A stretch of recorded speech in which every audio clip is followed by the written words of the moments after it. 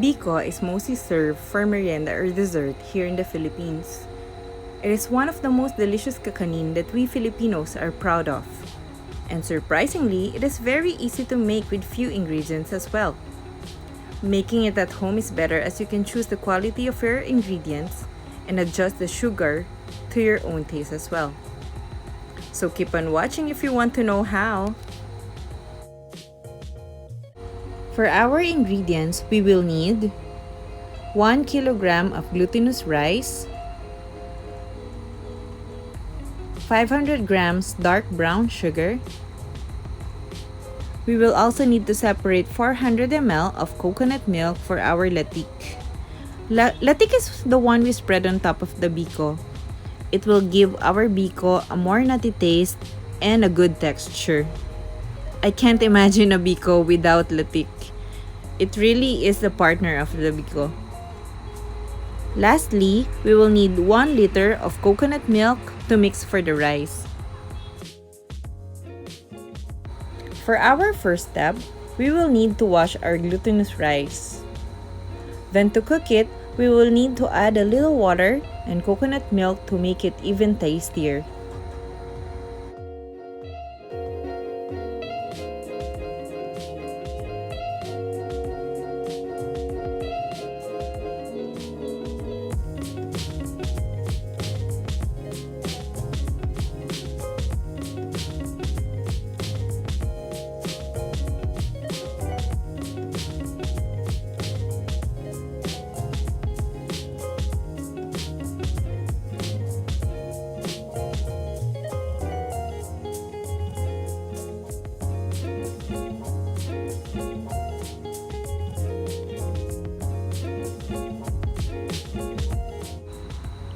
Remember not to fully cook the rice, as we will finish cooking it when we mix it later with the coconut milk and brown sugar.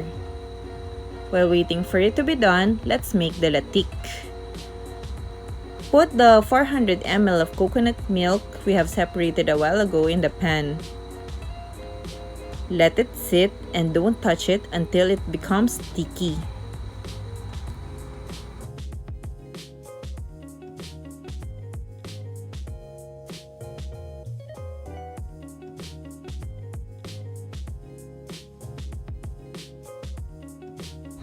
When it's already like this, it's time to stir so it won't get burnt.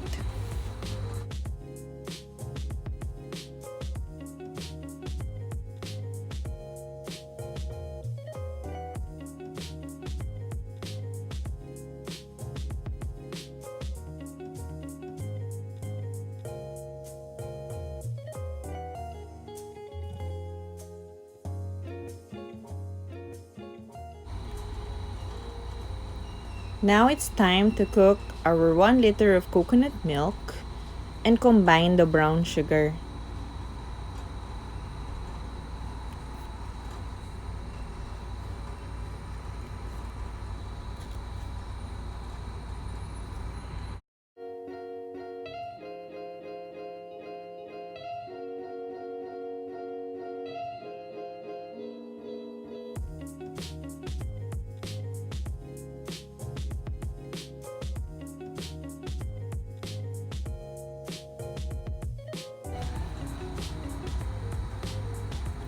Now it's time to add the cooked rice and mix it thoroughly and continuously until the liquid is totally absorbed.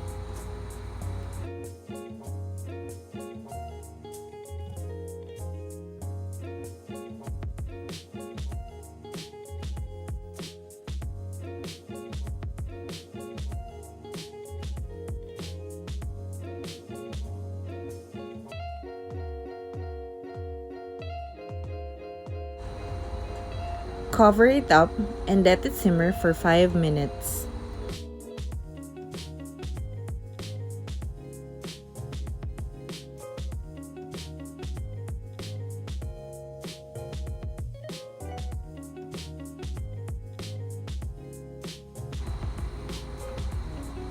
And when it's already dry and sticky like this, it's already done.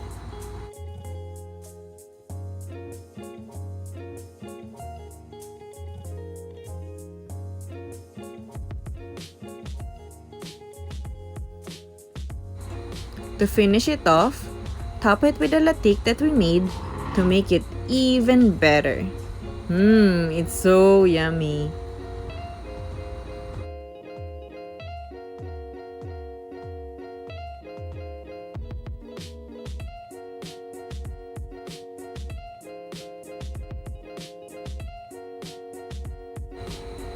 And that's it. It's so easy, no? Happy merienda, guys!